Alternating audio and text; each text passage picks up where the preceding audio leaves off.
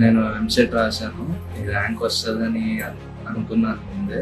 రోజుకి ఒక 10 to 12 hours చదివాను.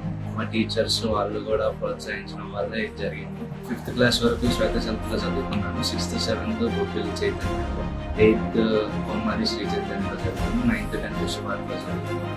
మా నాన్నగారు పేరు సింహాచలం, మా అమ్మ పేరు శ్రీదేవి. మా నాన్నగారు చేస్తారు, మా అమ్మ శ్రీదేవి టీచర్. వాళ్ళిద్దరు ప్రోత్సాహం వల్ల తర్వాత ఎయిమ్స్ ఢిల్లీలో MBBS చేయాలని నా ఎయిమ్.